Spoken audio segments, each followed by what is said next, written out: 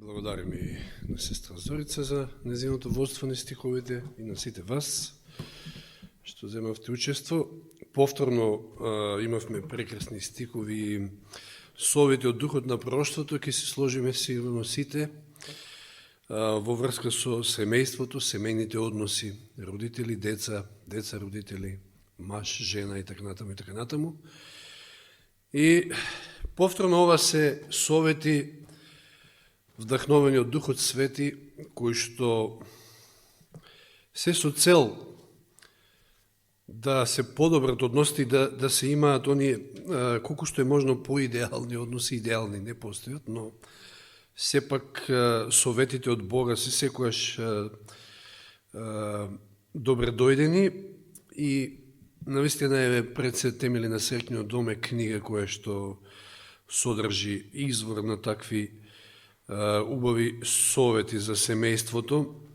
Меѓу другото, прочитавме еден стих, мислам дека беше од неделата, Пословици 22.6, кој што е генерално правило, не мора да значи дека е секојаш така, затоа што е во случајот што ние го разгледуваме, не е така, и во многу други случаи било случај. Значи, 22.6 Пословици, да се подсетим, вели, упатувај го детето по неговиот пат, значи доека е мало, па кога ќе остари нема да отстапи од него.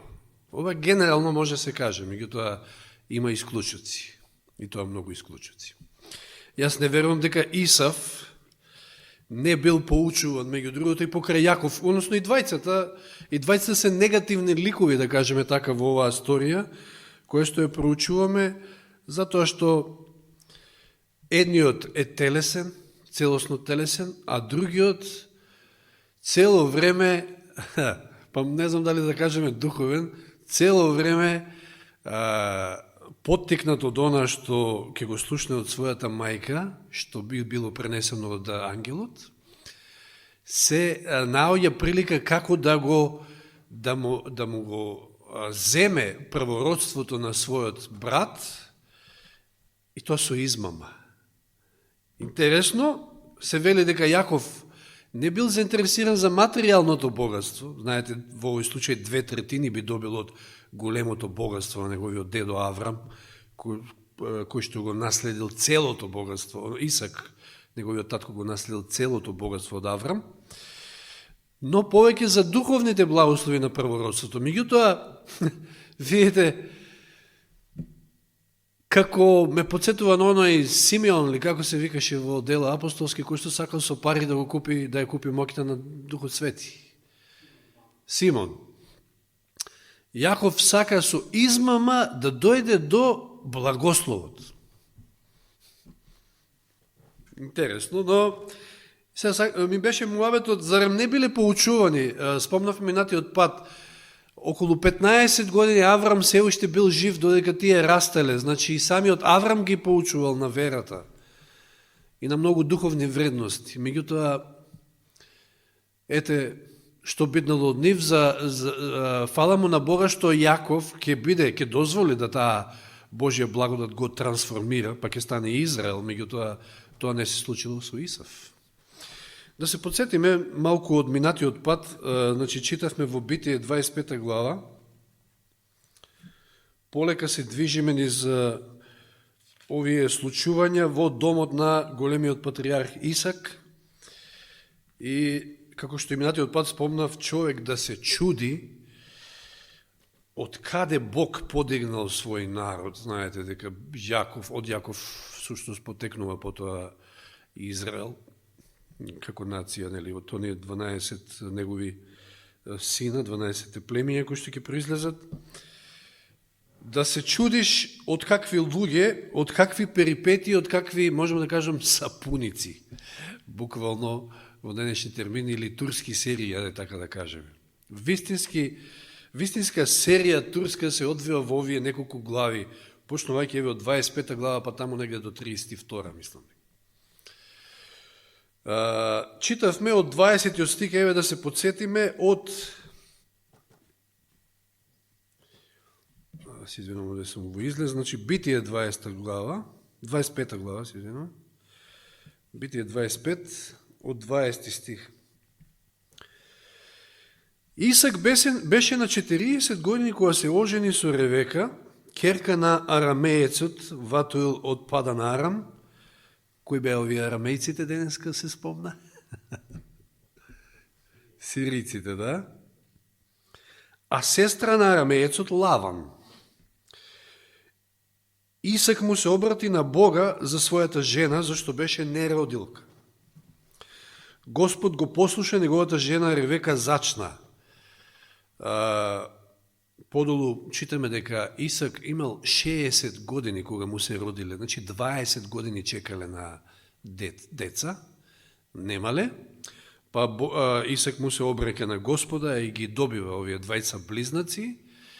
За подосно да прочитаме дека Исав се оженил на 40 години, се извинувам, своји, што ќе каже дека се оженил кога Исак имал 100 години. Па потоа веднаш онаа 27 глава, која можеби е најклучна, ќе ја прочувам понатаму некоја сабота, кога се случува онаа измама, кога Јаков со измама со помош на својата мајка го зема благословот од Исак. Значи, кога се вели дека нели подостарен бил, па ослепел и така натаму, значи негде над 100 години бил Исак. Тој период, значи долг период бил слеп, затоа што Исак ке живее колку? Сеќавате ли го надживеал дури и Аврам? 180, да. Аврам 175 ке доживее, а Исак 180, значи не знам, прилика можеби 70-на, можеби и повеќе години, иако тој се плашал дека веќе е во подмината старост па ќе умре, но Господ го поживел уште многу, но бил со тој хендикеп. И што имаме овде, значи Ревека ке зачне, но децата, вели, се судрија така во незината утроба, што таа извика, значи имала доста проблеми со бременоста. Ако е така, зошто да живеам? Значи, едва и дочекав, а сега ваква бременост, и отиде да се посоветува со Господа, и Господ рече, 2 народи се од твојата утроба, 2 племиња ќе се одделат од твоето крило. Значи, уште пред да ги роди, доаѓа известувањето од Господа и вели, едниот народ ќе биде поселен од другиот, повозрастниот ќе му служи на помалиот. Значи, еве го тоа навестување, уште пред да бидат родени. Дојде време да роди, кога ете близнаци беа во незината утроба. И еве веднаш ја забележуваме онаа разлика уште при нивното раѓање, значи не биле еднојајчени близнаци. Очигледна била разликата, дури да се чуди што вели Јани како може едно бебенце да биде толку влакнесто, но Исав бил тој, како со крзно да бил покриен. Дојде време да роди, кога ете близнаци. Се појави првиот, беше црвен, Едом. Сиот обрастен како кожна наметка, затоа го нарекува Исав. Потоа се појави неговиот брат, со раката се држеше за петицата на Исава, затоа го нарекува со името Јаков. Исак имаше 60, еве ова, Исак имаше 60 години кога се родија тие. И Елен Вајд ни кажува дека Исаковите синови близнаци Јаков и Исав представуваат очигледна и значајна спротивност. Уште од раѓање се гледа таа разлика, но подосно кога ќе пораснат, развивајќи го тој нивни карактер, ќе се види таа разлика или вели значајна спротивност и во карактерот, и во животот, во стилот на живење. И читаме од 27 стих, се подсетуваме од минатиот пат, кога децата пораснаа, Исав стана искусен ловец, полски човек, значи едноставно човек кој што уживел да биде надвор. Знаете, живееле во шатори, номадски живот. Меѓутоа, тој не се вртел многу во шаторот, веројатно за да преспие само и да јаде и така натаму. Меѓутоа, по цел ден бил надвор, едноставно уживал во тој скитнички живот, го исполнувал тој живот. А Јаков од друга страна вели беше кроток човек и живееше во шатори. Значи, повеќе по дома. И сега таа нивна разлика ќе створи поделба во домот. Нешто што не би требало, минатиот пат спомнавме, значи, ни еден родител, во случајов 2 деца, ниеден родител, ниту таткото, ниту мајката не треба да фаворизира, значи, едно од децата. Затоа што еве ви ги проблемите веднаш од тука. Но ова како да било наследно, знаете, после Јаков, како што неговиот Исак, татко го фаворизира брат му Исав, после Јаков кого? Јаков ќе се прилепи кон Јосифа. Ќе го фаворизира Јосифа, па ќе настанат многу проблеми од самото тоа. Значи, тука дури зачнува, тука е коренот на тие проблеми, зашто Јосиф ќе заврши во Египет, меѓутоа тоа било пак Божја промисла. Тоа е една друга работа која што ќе спомнеме при крај, дека преку ваквите слабости, на вакви карактери, на вакво дисфункционално семејство, Господ повторно си го остварува својот план. Тоа е големиот Бог. И вели 28 стих, значи Исав му беше помил на Исака, Исав токму таков го сакал сина си, значи храбар, како што ги читаме повторно од цитатот, ајде да не одам пред себе, вели, зашто сакаше дивеч. И ова е дел од стикот кој што алудира на едно нешто, дека како што Исав паднал на апетитот, односно си го продал, се заколнал, го продал првородството, така и неговиот татко веројатно имал слабост со апетитот. Да, и тоа дивеч, значи од диви животни. А Ревека го љубеше повеќе Јакова. Значи, таткото кон постариот син, мајката кон помалиот син, и целата борба е всушност околу првородството, околу благословот. Целата борба е всушност околу тоа. Ќе го видиме, значи, тврдоглавиот Исак од една страна, кој што иако слушнал за веста од Бога, дека Јаков треба да го добие првородството, не, тој си го сака Исава и до крајот е одлучен да му го предаде благословот на Исав. А од друга страна Ревека, кој што кога го гледа тоа, кога гледа колку овој тврдоглав всушност смислува план заедно со својот син Јаков како да му го земат првородството. Нешто слично како и во семејството на Аврама. Видите колку и тие биле многу несовршени луѓе. И Аврам ја послушал Сара, својата жена, ајде да му помогнеме на Бога, пошто он ни вети син, ама толку години поминаа, немаме син, ај легни со Агара и ќе добиеме син.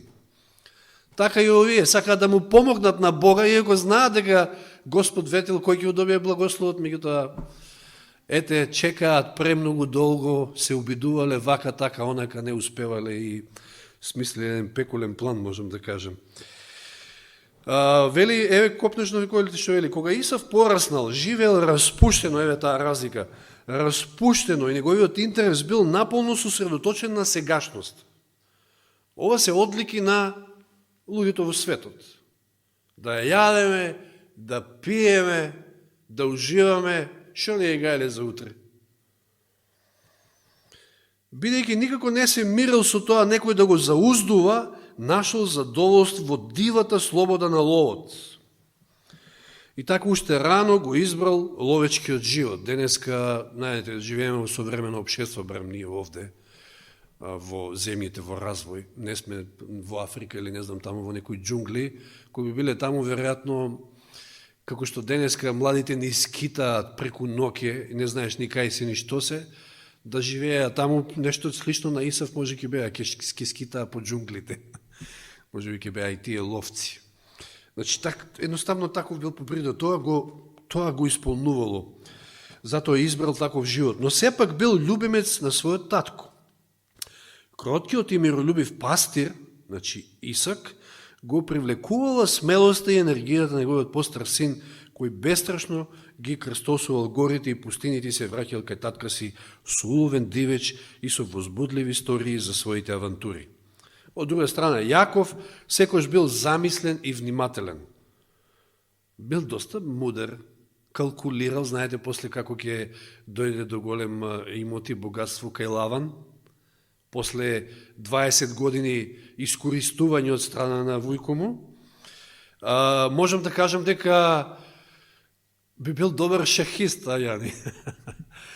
Човек кој што секогаш пред време, има неколку потези пред време во ум, што тој е добар шахист.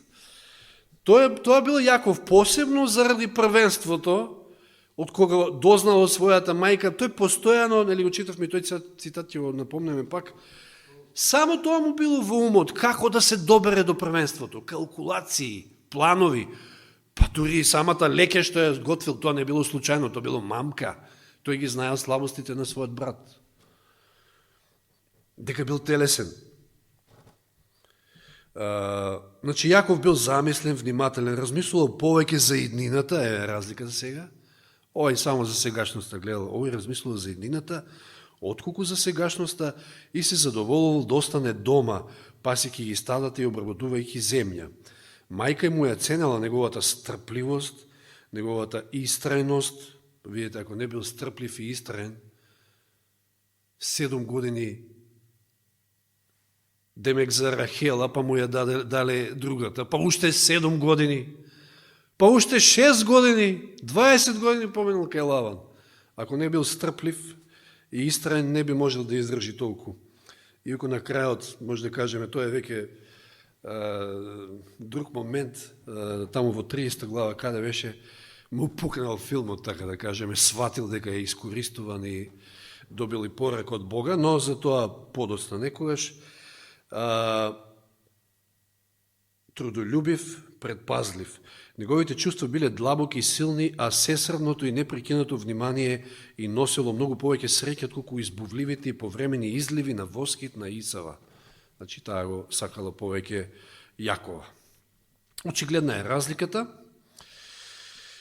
И спомнавме и тогаш, и пак ќе повторам, фаворизирањето е многу лошо на едно дете во семејството, затоа што проблемите секојаш се тука. Еве го овој дел од Патриарси и пророци повторно, како Јаков размислувал, што било во неговиот ум, сушност. Со прикриен копнеш слушал се што им раскажувал татко им за духовните предимства на првородениот, додека во срцето верно го чувал и го паметел она што го дознал од мајка си. За тој предмет мислил ден и ноќ, се додека истиот него офатил целокупното негово животно интересирање. Само тоа го интересирало. Само тоа мислил како да се добере до првенството. Меѓутоа, иако вечните благослови ги ценел повеќе отколку привремените земни добра, значи повеќе бил по духовното, сепак Јаков, вели, немал знаење стекнато од искуство, немал искуство се уште со Бога. И иако, неверојатно сигурно Аврам им расправал, им велел, направивме беля грешка со Сара, место да чекаме на Бога, ние вака и така, меѓутоа тој веројатно не се поучил многу од овој пример, значи имал жив пример од неговиот дедо, но сепак и тој сгрешил, значи затоа што немал лично искуство. Тоа е тоа што некогаш многу ни фали, знаете. Кога немате искуство во некоја област, едноставно сте наивни, слаби, може лесно да бидете измамени, да паднете и така натаму. Меѓутоа, потоа кога ќе стекнете искуство, веќе тоа е нешто поинако.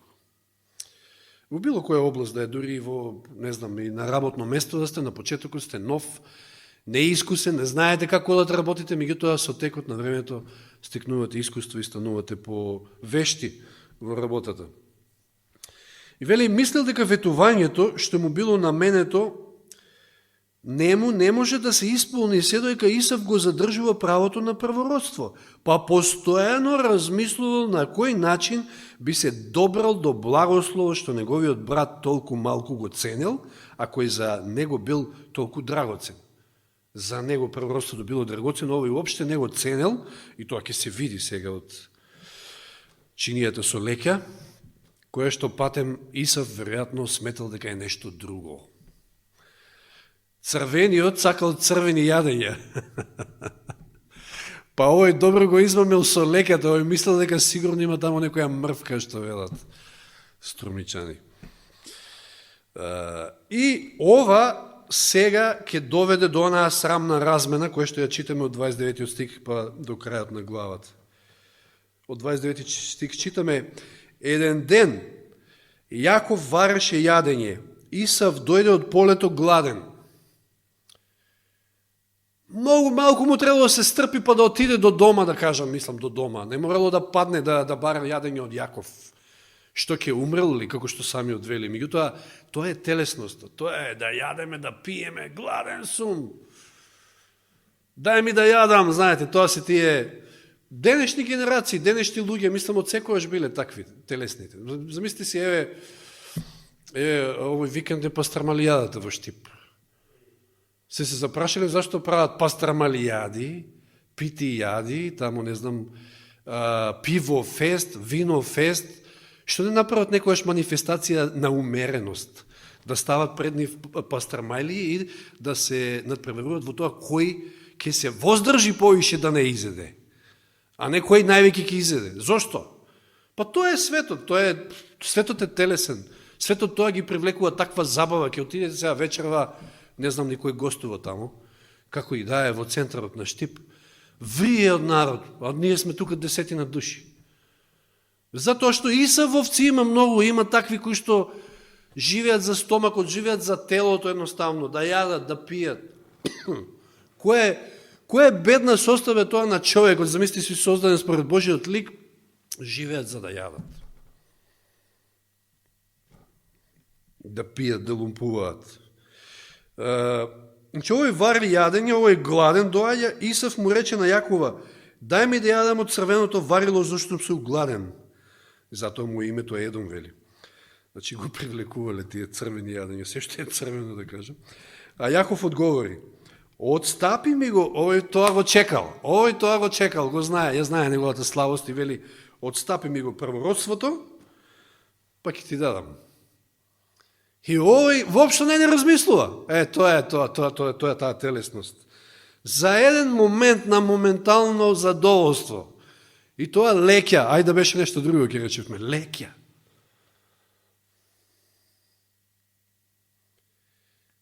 Некој ќе рече, имаше на Фейсбук скоро, вика, тоа деме ги смеваат сега веганите и вегетаријанците. Да ми ева не паднале на печење, туку паднале на овошје.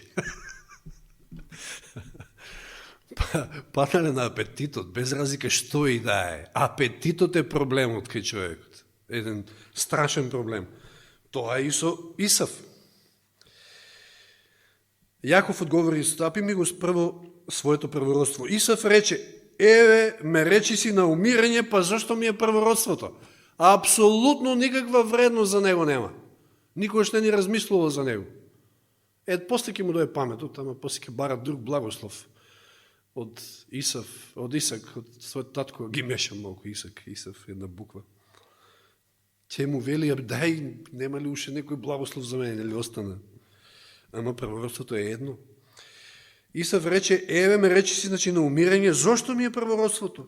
Јаков продолжи, заколни ми се првин, па после ќе довеше. Тој му се заколна, како Петар што се заколна и се откажа од Исуса, така овој се заколна, какво првородство, как ништо не ми треба, гладен сум, тоа мене ми треба сега у моментот и крај. Че умре од јадење, од глад за јадење, да. Па ние некој што го користиме сега, онака, ја не верувам дека тој само така го искористил, ама тоа навистина тоа се тие телесности, знаете. Ние некојаш велиме, ќе умрам, гладен сум како волк и така натаму, оние наши изрази што ги имаме. Му се заколнал, му го предаде на Јакова своето првородство, тогаш Јаков му даде на Исав леп и варило од леќа. Јадеше и пиеше, па се крена и си отиде, баш го гајле. Воопшто тука не размислил он што направил. Страшна работа. Како што вели Елен Вајд, за 5 минути задоволство на оваа земја ќе си ја изгубиме вечноста. Да, светот надвор е Исав, ама треба да се запрашаме да не сме и ние. Затоа што, знаете, апетитот е страшна работа. Елен Вајд вели дека ако не го совладаме апетитот, не можеме ништо друго да совладаме. Тоа сме ние, тоа е славост. Борбата против самиот себе, тоа е најстрашната битка. Јадеше и пиеше, се крена и се отиде, така Исав го презре своето првородство. Страшно, меѓутоа вистињето. Значи, ова била добро смислена замка, како што видовме, Јаков цело време го чекал и го начекал моментот. За една леќа успел да ја добие првородството.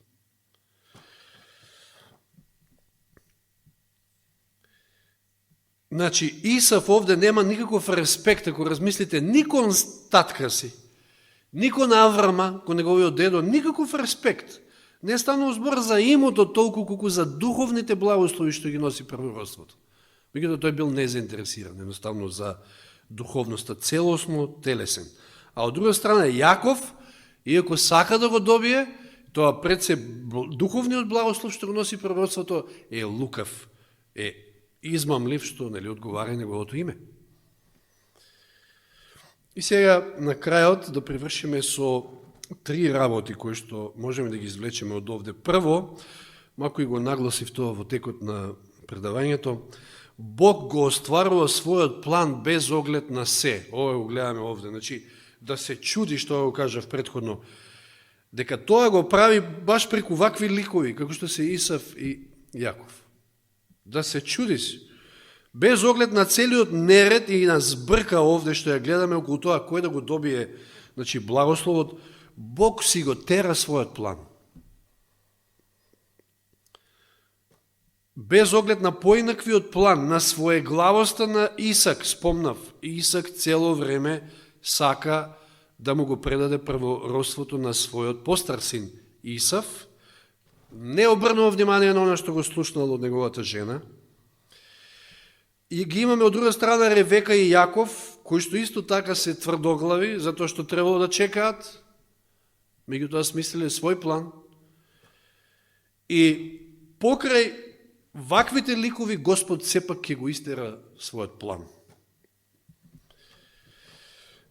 Исак е тврдоглав, како што спомнав, веројатно и тој е телесен, мислам паѓа на апетитот, било слабост, значи ова што ќе го бара, знаете, во 27 глава, која ќе Јаков ќе го измами, всушност барал вистински деликатес да му подготви Исав од оној дивеч. Уживал едноставно, знаете, па сите ние сме такви, да речеме, уживаме во некое јадење ни е посладко, едноставно го обожаваме. И затоа и побарал такво нешто. Значи, сепак имал слабости во таа област. Тој го фаворизира Исав. Ревека е упорна и манипулативна во целата работа. Нејзината љубов кон Јаков станува токсична, знаете. Тоа е кога премногу си го сакаш детето, да кажам, го разгалуваш, па читавме, сестра Зори се читаше. Го разгалуваш до таа мера, значи тоа не е љубов, него љубовта станува веќе токсична. Тоа се гледа тоа што таа прави се ќе направи, дури и го тера своето дете во грев, за да го добие благословот за него. Значи, манипулира и лаже заедно со него. А Јаков е голем калкулант, добар шахист би бил, како што кажав. Целиот живот му е насочен на тоа како да го преиде својот брат заради првенството, преценели за духовниот аспект. И сега ги имаме тие три лика овде, односно 4. Исав е телесен, веќе кажавме, но борбата е меѓу Исака, Ревека и Јаков, кој да го добие првенството. Исав не е заинтересиран, воопшто кажавме. И Бог и покрај оваа збрка и вакви ликови и вакви карактери ќе го спроведе својот план. Тоа е нашиот чудесен Бог. И секојаш има надеж. Затоа и реков, оваа серија од овие дисфункционални семејства, то семејството на еден Исак, ќе произлезе оној кој што ќе стане глава на Израел, од кога ќе произлезе Израел и Божиот народ, и кога подоцна ќе дојде и Спасител. Знаете, самиот Бог на многу места на Библијата се поистоветува со Бог каков? Авраамов, Исаков и Јаковов. Тоа многу пати го нагласува. Втора работа што можеме да извлечеме дека Божјата незаслужена благодат е на сцена и овде. Зошто Бог избира вакви луѓе воопшто? Ако не избираше вакви, немаше да избере ни мене, ни нас. Зошто Бог избира слаби, никакви? Зошто Бог е избрал Елен Вајд? Па за да се прояви таа негова сила, да тој се прослави, да се прояви силата на неговата благодат. Павле кога се жали, кога е слаб заради својот хендикеп, Господ му вика, доста ти е мојата благодат. Тоа е, Божјата благодат е секојаш на сцена и во овој случај. На крајот тој да се прослави, а ќе се прослави преку Јаков, затоа што Јаков нема да остане Јаков, туку ќе стане Израел. Да, ќе стане победник. И трета работа, она што веќе меѓу редови ја спомнавме, но битно е да се нагласи, треба да правиме разлика меѓу она што е свето и она што е обично, она што е вечно и она што е привремено, што често пати ѓаволот ни ги мотка мислите и тука не бутка на она што е световно, она што е овде, она што е за пиење, за јадење, за било што, значи не, а под апетит не се подразбира само јадење и пиење, знаете. Тоа е таа ниска природа, пониска природа кај човекот, тука се страстите. Па Исав меѓу другото е и тука слаб. Кога е слаб на апетитот и тука е слаб. Што вели тамо во 26 глава при крај, кога Исав беше на 40 години, ги зеде за жени, 2 жени дури земал. Значи, Јаков под принуда морал 2, ама овој си избрал. Какви? Хетејки. Веројатно му биле убави на изглед и така натаму. Значи, не гледал тој, еве, читавме сега, значи, што е највредно, значи, карактерот. Она што е внатрешно, она што толку не се гледа. Меѓутоа, Исав си бил телесен, како што кажа. Па малку му било една, па земал 2 и што вели стикот понатаму 35-тиот од 26 глава, го нафрлам само, тие стана извор на огорчение за Исак и Ревека. Еве повторно проблеми, заради таа невоздржаност, заради тие страсти, заради таа телесност на Исав. Значи, треба да правиме разлика што е свето, што е обично, што е вечно, што е привремено. Исав не го интересираат духовните и вечни нешта. Исав го продал правородството само за моментално задоволство. Сега ќе прочитаме само неколку цитати од Елен Вајд и со тоа ќе привршиме.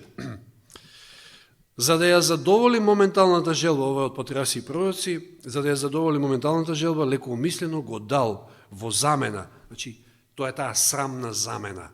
Така ќе ми носи наслов проповедта.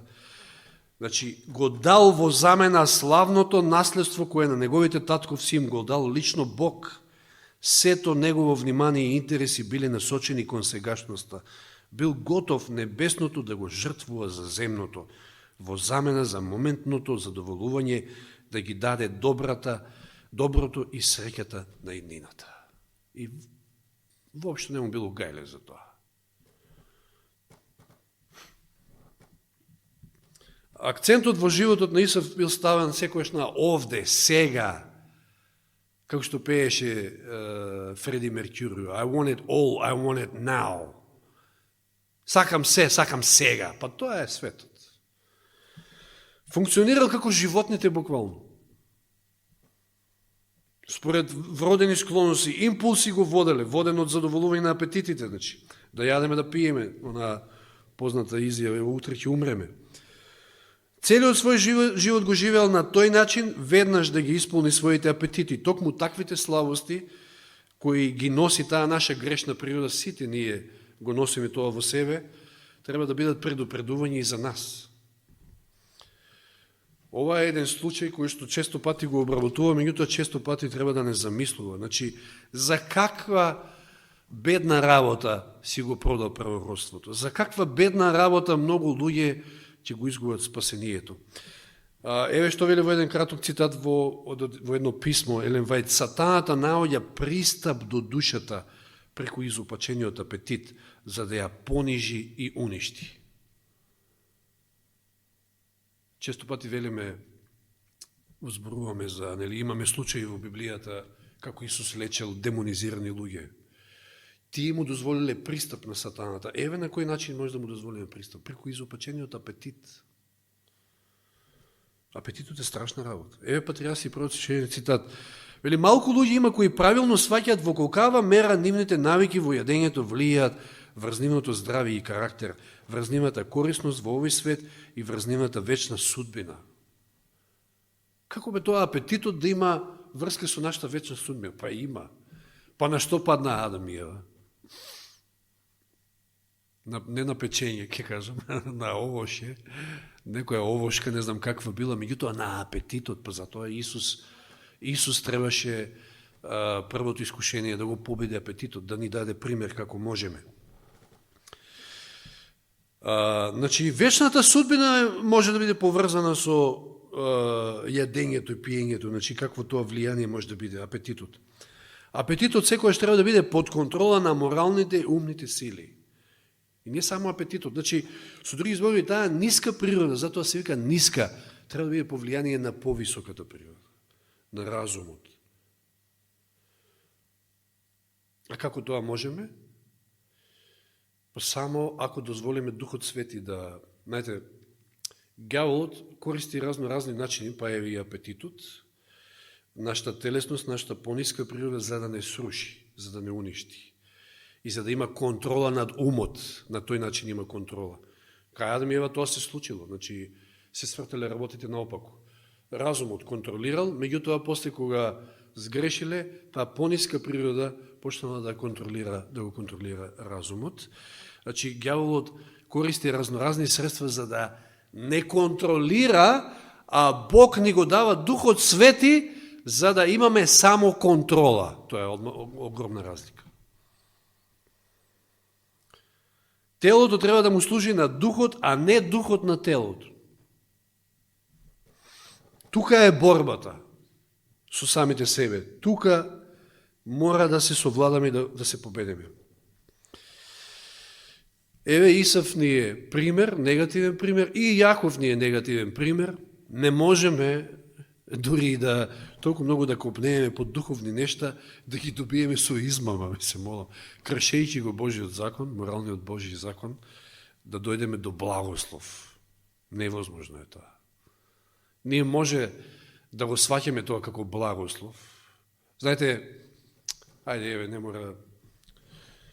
Конкретно мислам на еден случај, така ми дојде во главата, меѓутоа не е битно кој е, може би повеќе има такви, може некој ќе се најде во ова, меѓутоа ќе се послужите со измама за да се избавите од оваа наша северна, за да отидете на запад, ќе отидете таму и ќе дојдете до некој благослов материјален, да кажем и ќе кажете после, еве Господ ме благослови.